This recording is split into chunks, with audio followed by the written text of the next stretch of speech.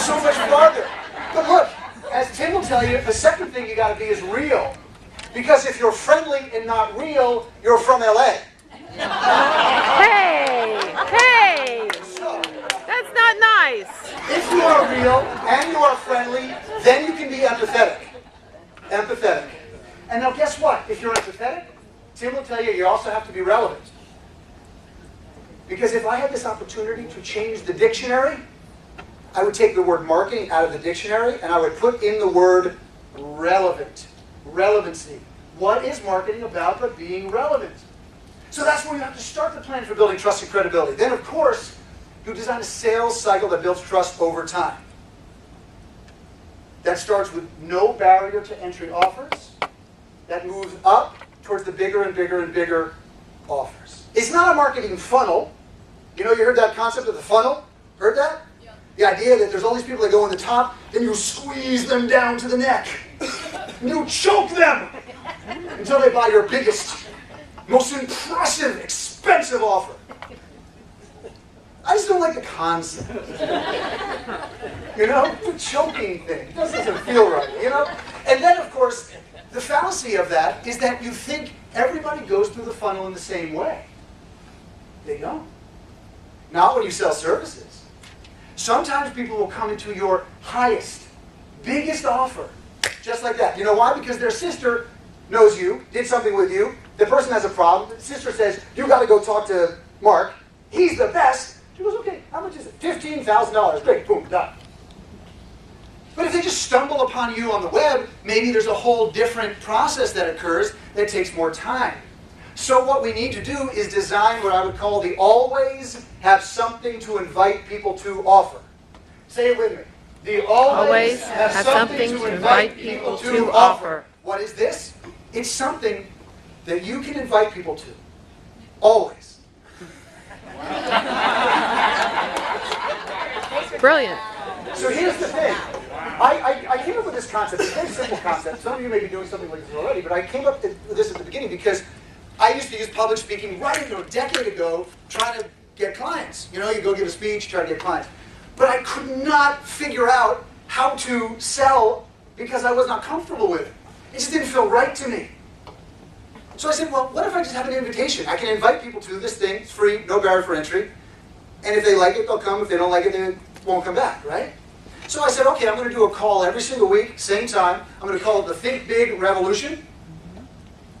And each week I'm going to bring a different topic that will help them think bigger about who they are and what they offer the world. And then we'll have a discussion.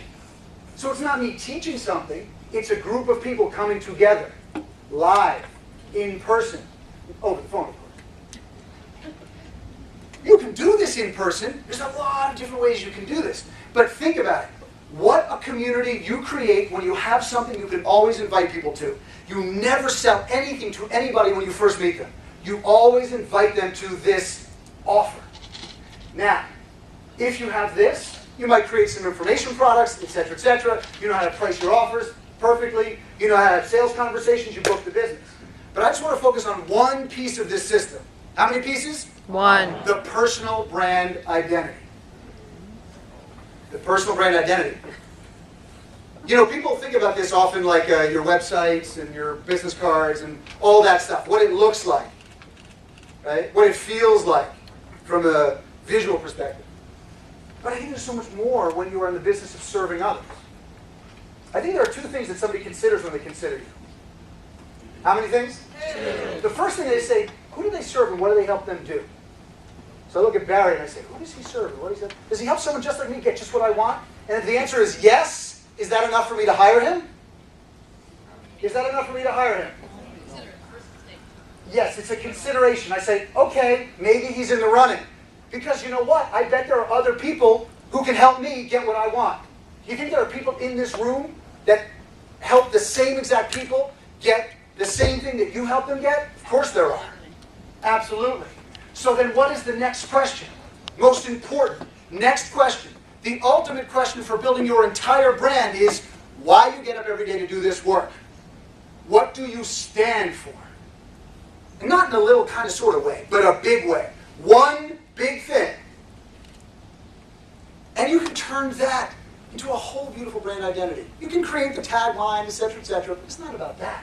It's about how you actually show up in the world. Everything you do reflects that brand identity.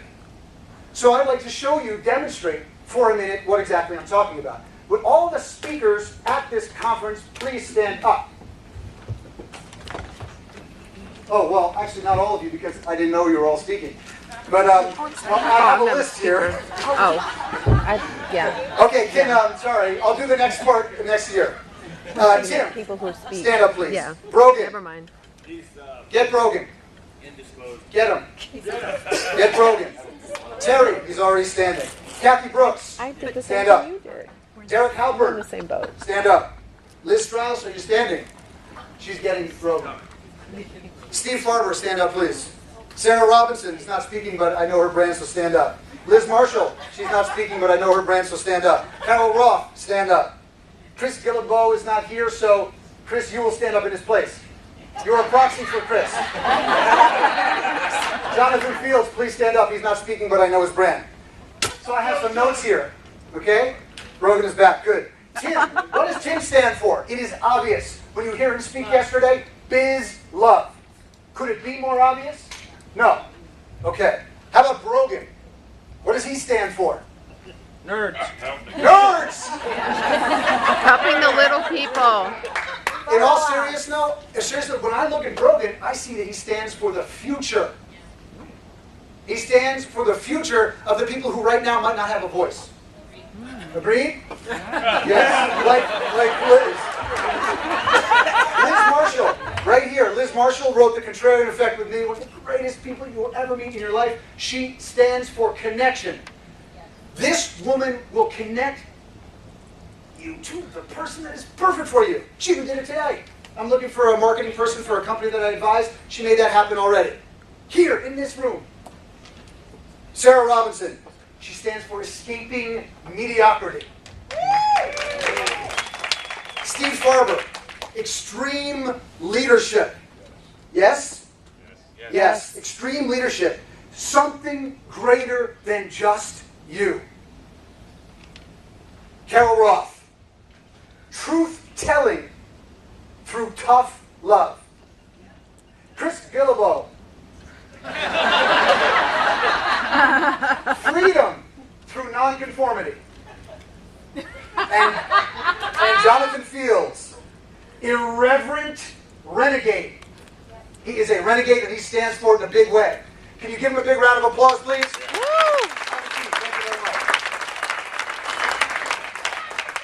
I, for one, stand for thinking big. Oh, Kathy, sorry. Kathy, stand up. Derek, sorry, stand up. Kathy stands for the individual and their personal stories. And our man over here, stand up. He stands for results. Results through data. This is what he wants. He wants to build something with results. Not a lot of softness around it. But that's going to attract...